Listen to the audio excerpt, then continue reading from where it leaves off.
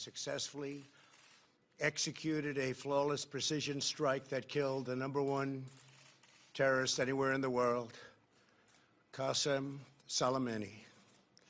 Soleimani was plotting imminent and sinister attacks on American diplomats and military personnel, but we caught him in the act and terminated him. Under my leadership, America's policy is unambiguous to terrorists who harm or intend to harm any American. We will find you. We will eliminate you. We will always protect our diplomats, service members, all Americans, and our allies. For years, the Islamic Revolutionary Guard Corps and its ruthless Quds Force under Soleimani's leadership has targeted, injured, and murdered hundreds of American civilians and servicemen. The recent attacks on U.S. targets in Iraq, including rocket strikes that killed an American and injured 4 American servicemen very badly. Well, thank you very much, and good afternoon. As President, my highest and most solemn duty is the defense of our nation and its citizens.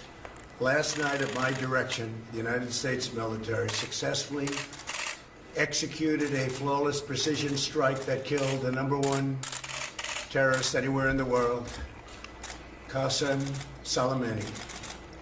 Soleimani was plotting imminent and sinister attacks on American diplomats and military personnel, but we caught him in the act and terminated him. Under my leadership, America's policy is unambiguous to terrorists who harm or intend to harm any American. We will find you. We will eliminate you. We will always protect our diplomats, service members, all Americans, and our allies. For years, the Islamic Revolutionary Guard Corps and its ruthless Quds Force. I'm Joe Biden, and I approve this message. We live in the most dangerous moment in a generation. Our world set on edge by an erratic, unstable president. Dictators and tyrants are prey.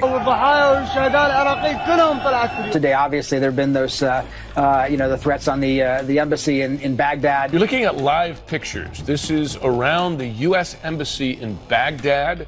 Massive protests, hundreds of people there surrounding, to the point that U.S. diplomatic staff, including the ambassador, have been evacuated for their own safety. Soleimani has been, responsible for years have been attacks on Americans in Iraq. Do you consider Iran an enemy of the United States? I do not. All American citizens are now walking prime targets. The United States of America now assassinating a leader of a sovereign nation. The killing of Soleimani, a revered figure in Iran and some other places in the Middle East. An agreement had been reached worldwide that the U.S. unilaterally broke.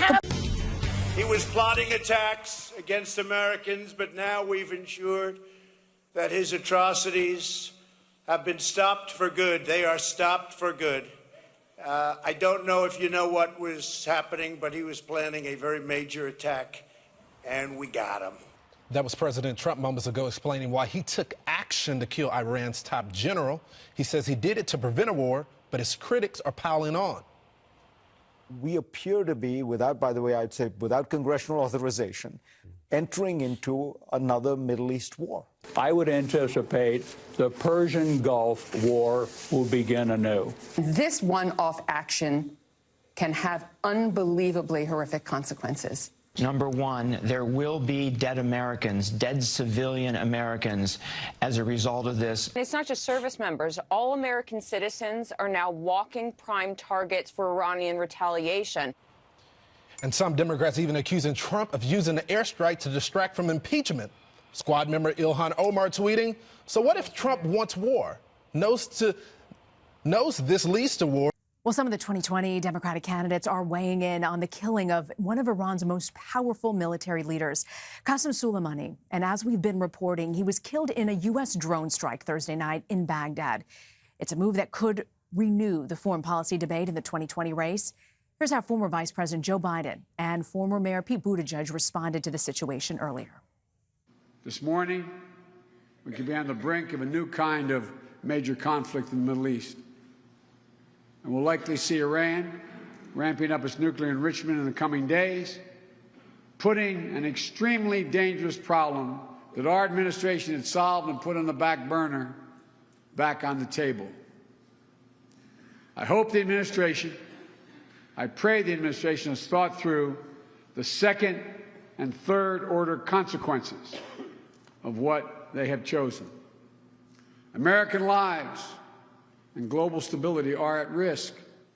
It's also the case that if we have learned nothing else from the Middle East in the last 20 years, it's that taking out a bad guy is not a good idea unless you are ready for what comes next.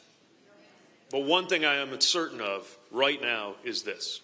Qasem Soleimani was never going to die peacefully in his bed.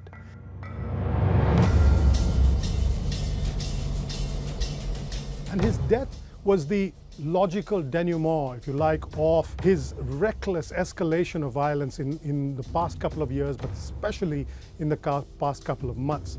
In Iraq, Soleimani, through his proxy militias in Iraq, have been launching a series of attacks on American military bases. This led ultimately to the death of an American contractor at a military base in Kirkuk in northern Iraq, and from there things really got out of hand.